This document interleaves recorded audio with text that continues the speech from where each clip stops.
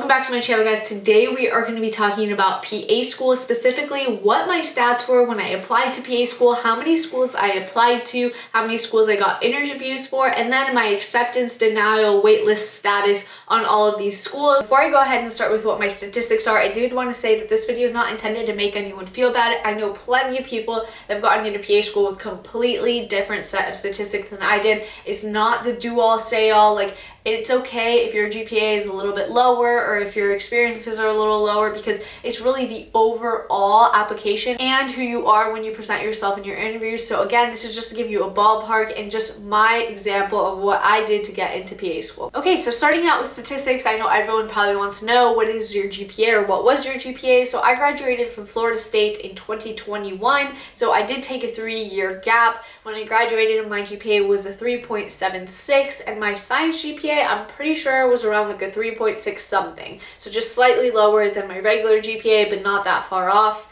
Then I did, of course, take the GRE because it is required for most schools. My GRE, I scored a 307.5, so not the greatest. On verbal reasoning, I scored 153, which put me in the 56th percentile. That's okay. On quantitative reasoning, I scored 150, which put me in the 30th percentile, which really wasn't good. And then my analytical writing, I scored a 4.5, which scored me an 85 percentile, so that part was really good. My other two sections, I wouldn't say were great. They were okay at minimum. In 30th percentile, you do want to shoot for more. But in my case, I felt like the rest of my application spoke for itself, so I did not retake it. I just took it the one time. Then I also did have to take the Casper test, which you might not all need to do. It's just certain schools, but because I am in Florida, there was like 2 schools that required it, and I did just want to take it to give myself a shot at those schools as well. So the Casper is scored a little bit differently and scored in percentiles, and I scored in the 75th to 100th percentile, which is the highest percentile. It means that I scored higher than 75% to 100% of other testers in my cohort. So that one I did do really well at. If you want any advice on how to do well on that one, just let me know down below. This for me was probably the most important aspect of my application because I did take 3 years off, and guys, that's a huge gap. It'll be 3 years by the time I start in May, so like 2.5 years of a gap year. So don't compare yourselves to me. If you go straight out of undergrad, like, of course you're not going to have as many hours, and they're going to understand that because of course you were in undergrad. I had time after undergrad to go ahead and gain more experiences and shadowing and all that stuff. So again, this is not a comparison. Everyone's situation is different. But as far as experiences, I did do some low-level like volunteering. By low-level, I just mean that it wasn't a consistent volunteering schedule. It was like a one-time 2-hour volunteering gig. So I did a few of those at triathlons and duathlons.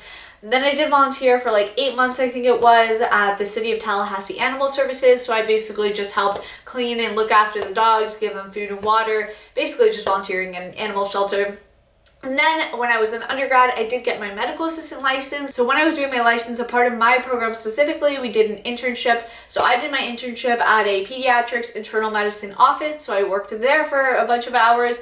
And then after that, of course, the internship ended. So I got another internship at a treatment facility. So it was drug and alcohol treatment testing. And it also halved as a COVID testing center because at that time, COVID was in effect. So I was doing 50% COVID testing and 50% drug and alcohol abuse clinic stuff. Then after that, I did move away from my undergrad, so I moved down to Tampa where I worked at a cardiology office for around a year. So I did work a lot of hours.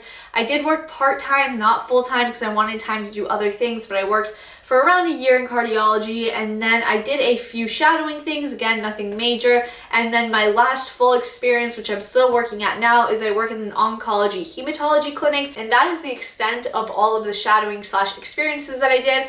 Again, don't compare yourself to me because I took 2.5 years off. That makes a huge difference. But all in all, I think it was like 2,600 hours of experiences / shadowing. And then pretty much lastly for my statistics, I did just want to mention, because I wasn't sure when I was applying to PA school what the achievement section was. And if you don't have anything crazy like you won an award, you can always check your transcript, because on your transcript, if you hit Dean's List or President's List, which is, I'm pretty sure, like all A's one semester, or all A's and A minuses, something like that, you can get put on the Dean's or President list. So I was put on it 1, 2, 3, 4 times on the Dean's list, twice on the President's list. So put those in your achievements if you have them, even if you haven't like won an award or something. And under memberships, I didn't have anything. So if you're like me, I had nothing to put there. I just opted out. And lastly, certifications and licenses. I did have my BLS, of course, because I was a medical assistant, so my basic life support license, and then also certified clinical medical assistant. All right, so that was all my statistics. Now let's get into the juicy part. Where did I actually apply? How many schools did I apply to? And what did I hear back from them / interview? And where did I finally get accepted into? All right, so I am in Florida, so I did apply to a lot of Florida schools. So I applied to Florida State University, which is where I went to undergrad, because I felt like if I'm going to get in anywhere, it's probably the place where I went to undergrad. Then I applied to Nova, Fort Lauderdale, Fort Myers, and Jacksonville. So there are 3 campuses. I didn't apply to the Orlando campus because I just didn't want to live in Orlando. Then I applied to South University in Tampa, University of Florida, South College in Atlanta, because my sister went and currently graduated from that school. So I thought if she got in, we had similar statistics, I might have gotten in. And lastly, I applied to UT Southwestern Medical School, that's in Texas. So that's 8 schools that I applied to, and I know that 8 is a lot of schools, but I just wanted to make sure that after 3 years or 2.5 years really of taking a gap year that I got in somewhere, so I applied to as many as I possibly could. All right, so now let's get into what I heard back from each school, and it did take a while, so if you don't hear back right away, don't freak out because they do take a while to get back to you. So from Florida State University, I did get an interview, but I never ended up going because I got accepted into a school I preferred more, but they did offer me an interview, which I denied.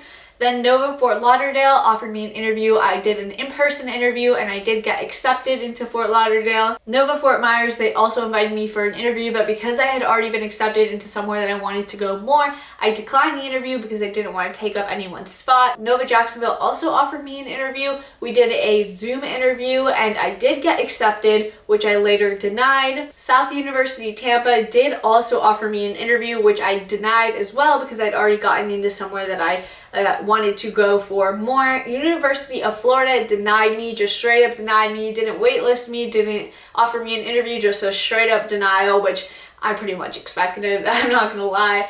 South College Atlanta, they did offer me an interview. I did it in person and then I did get accepted. And initially I did accept their acceptance, if that makes sense, because it was the first school that I had gotten accepted into, which I know can be so frustrating because you haven't even interviewed maybe at your dream school and they've offered you an acceptance, so you kind of have to accept it because what if you don't get in anywhere else, which I'm super grateful to get into South. It's an incredible school. If you go there, I've heard amazing things. That's where my sister went, but I did originally accept them and then later denied them. And then lastly, UT Southwestern straight up denied me. So I got 2 denials out of 8. The rest of them did offer me interviews and then I ended up doing interviews in 3 schools and then ultimately decided to go to Nova Fort Lauderdale. So I'm starting Nova Fort Lauderdale this year in May, so it's coming up pretty soon. I have a severe imposter syndrome. It's crazy. I know they say that everyone feels that way, but it really does feel like, are you sure that I'm starting PA school? But I'm also really excited to just start this next chapter in my life and see where it goes. So start May 2024. If you guys have any questions for me as far as statistics or things that I did to prep for the interviews, I actually recorded one of my interviews because it was on Zoom, so I set up a camera to record myself. That way I could watch it back and practice for my other interviews. So if you guys want to see like tidbits of what happened in that interview, let me know down below and I'll make a video about the whole interview process. Or if you have any other questions at all whatsoever, just let me know down in the comments. I'm super honest about everything, so just let me know and I will answer that for you. Subscribe to my channel if you liked it, and I'll see you guys on my next video. Goodbye!